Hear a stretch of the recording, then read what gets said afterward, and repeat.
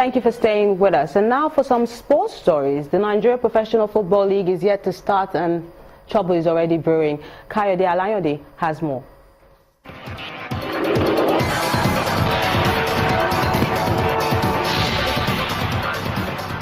Welcome to Sports News. The 2016-2017 Nigeria Professional Football League season got off to a poor start after players of FC Ifeanyi abandoned the opening game with the hosts, the Kano Pillars, leading 1-0.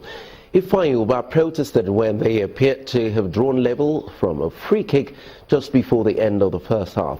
And 3 minutes after the restart, the Newi club walked out on the game on protesting questionable calls by the centre referee Folusho Ajayi. That's according to them.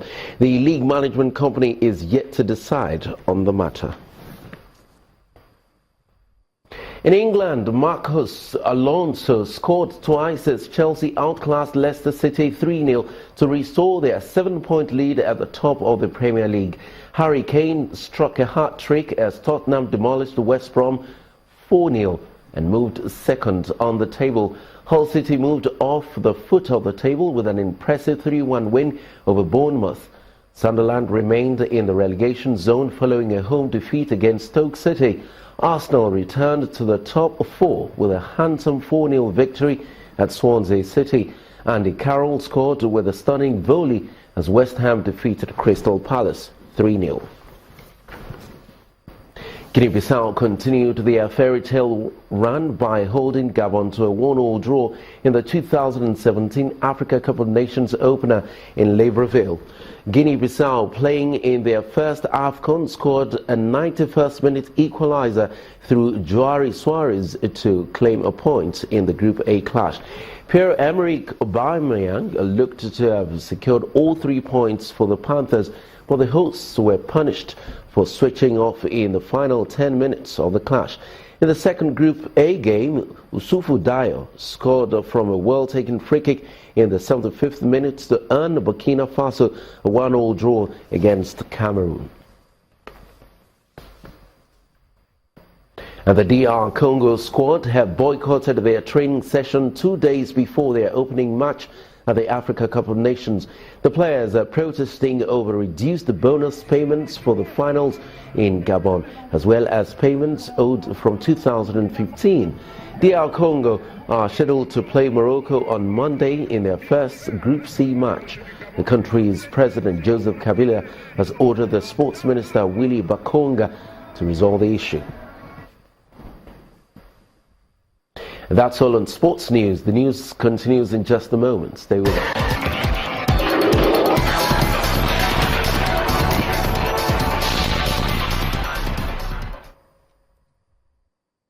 Efforts to persuade President Yahya Jammeh to step down has continued to meet a brick wall.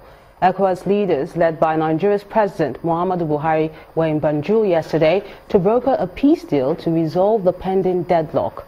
At the moment, the President-elect Adama Barrow's inauguration remains uncertain as regional leaders try to find a way out of this political crisis. Nigeria's President Muhammadu Buhari led an ECOWAS delegation to the Gambia on Friday, seeking to mediate President Yahya Jammeh's peaceful departure.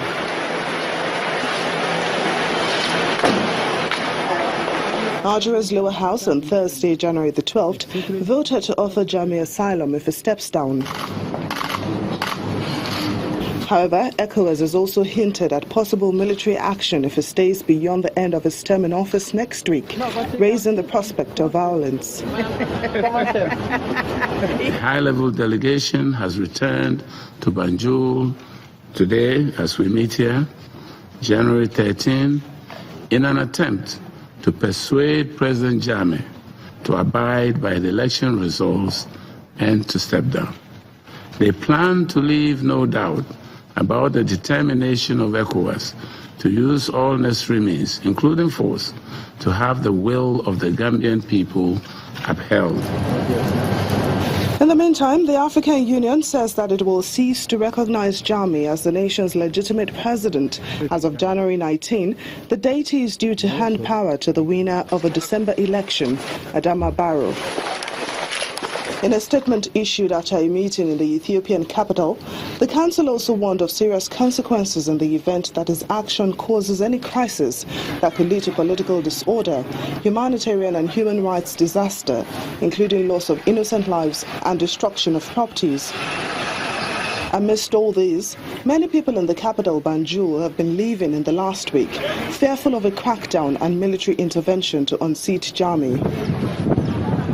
They fear their own life. This is why they are running. Even my own family, some of them have left. They went to Jara. If you go to the ferry terminal or GPTC, you will see so many people. They are running, leaving the country, because they fear their life.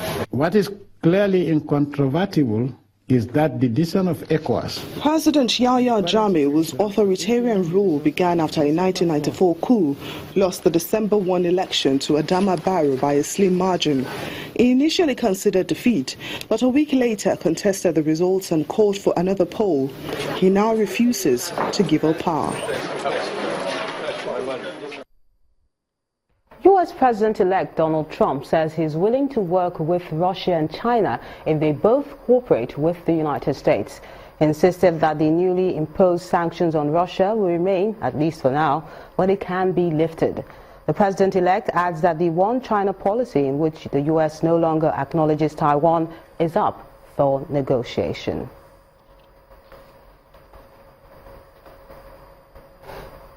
And the main news again. The Ogun State Police Command today said it has launched a manhunt for the kidnappers of students and staff of Tulip International School and promised to rescue the victims, just as their parents demand better security in the school. Also today, the Bring Back Our Girls campaigners ended their week-long protest march in Abuja and called for urgent action to effect the release of the other Chibok girls in Boko Haram captivity. And options have narrowed for ECOWAS leaders as they failed today to persuade Gambian President Yahya Jammeh to hand over power to President-elect Adama Barrow. And that's the news at 10 tonight. Thank you so much for watching. I'm Melinda Akinlami.